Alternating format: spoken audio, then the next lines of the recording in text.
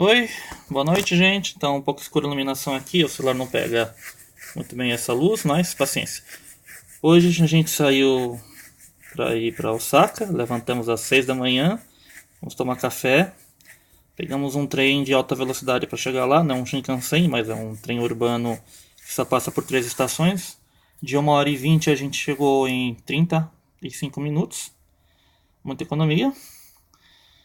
Chegamos na estação de Osaka-jo, que é o castelo de Osaka em japonês, né? Osaka-jo.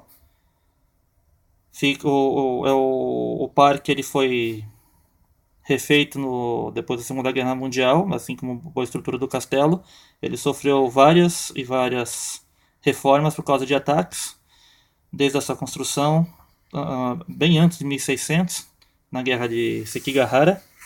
Né, ele teve reconstruções, reformas, até hoje tem umas coisinhas que estão lá. O castelo ele mantém o seu fosso externo e interno, o interno é superior. Nós demos a volta em caracol para chegar até o centro. Na área de cima você tem o castelo propriamente dito. Na parte da frente da entrada do corredor que leva o castelo tem uma lojinha de comida, lojinha de doces, bebidas, lojas de presentes, né, e lembrancinhas que eles chamam de omiyage. A gente comprou umas coisinhas, a gente subiu pro castelo. É fantástico lá dentro. É, a parte central foi refeita nesse século, no final desse século, para ter uma estrutura de visita. Então, na parte central dele tem elevadores, escadas modernas e o chão também foi refeito. Mas quando você vai subindo para o castelo, você vai pegando as estruturas mais antigas, parede, sustentação, até você chegar na última sala de cima, que você pode ir para fora das janelas e verificar 180 graus todo o parque, que é gigantesco, e ver a parte externa do donjon. Donjon é aquela estrutura triangular, né, que tem os castelos japoneses. É o estilo arquitetônico padrão dos castelos japoneses. Eu acho lindíssimo, uma das coisas que eu mais queria ver no Japão é ver um castelo de verdade, tal qual a gente gosta de espera ver um castelo oriental. A gente queria muito ver um castelo japonês de verdade. Tem um montão de item de época, cartas de época, armaduras, armas. O que mais, Bento, a gente viu lá dentro? Vídeos explicando a história do castelo, a história do Hideyoshi. Qual o nome do último imperador que conquistou o Japão lá?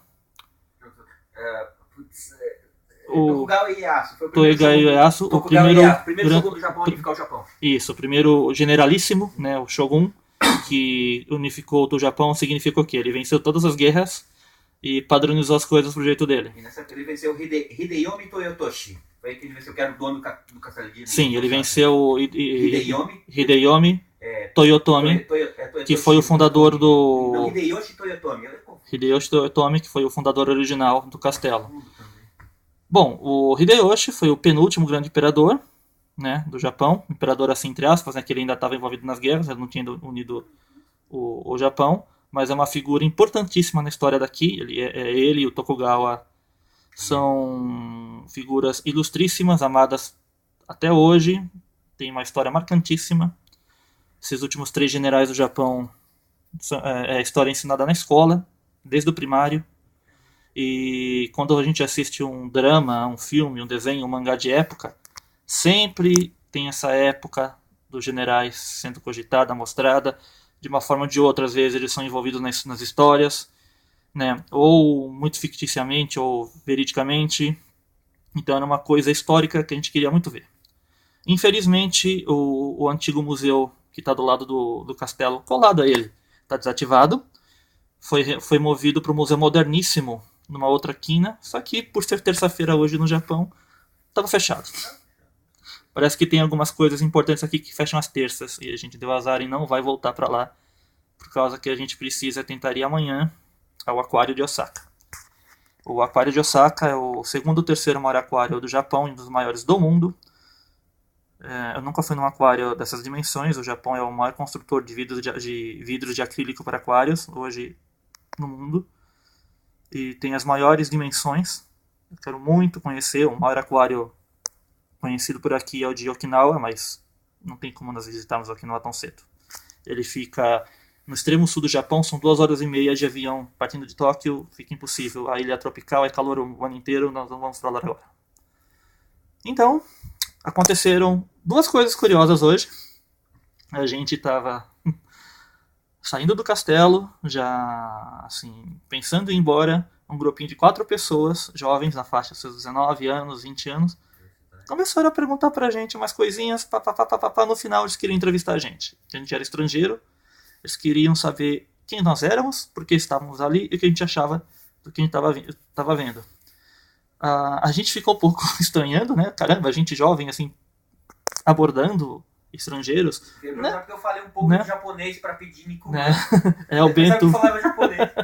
O que aconteceu? O Bento ele foi pedir um bolinho de carne chinês chamado Nikoman, que é muito popular no mundo inteiro, tem também no Brasil, e falou um pouco de japonês para pedir.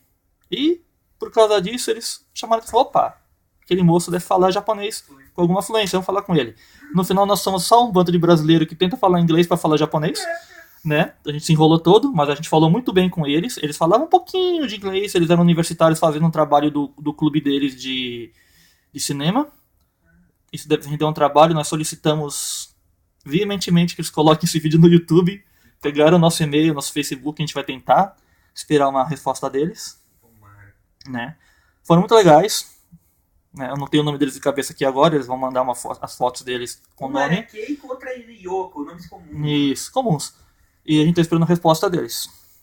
Né, a gente tentou fazer, não uma pose, mas a gente fez uma postura de fãs da cultura japonesa em geral, desde a época que a gente começou a ver mangás e animes nos anos 80 até agora. A gente não quis pensar que a gente era um monte de otaku babão. Né, os otakus, os fãs de animação japonesa, geralmente são muito hardcore, são muito bobos, nós não somos, e queríamos deixar isso claro. Mas com eles a conversa foi muito informal, a gente riu bastante, eles foram muito legais. Aí quando a gente já estava de volta a Kyoto, extremamente cansados, todo mundo com bolha no pé, que nós andamos terrivelmente muito. Um outro rapaz, de uma outra faculdade, também na faixa dos seus 18, 20 anos, entrevistou a gente de novo, porque ele viu a gente falando japonês e falando inglês. Aí ele falou... tudo bem, mas a gente tava falando palavras em japonês.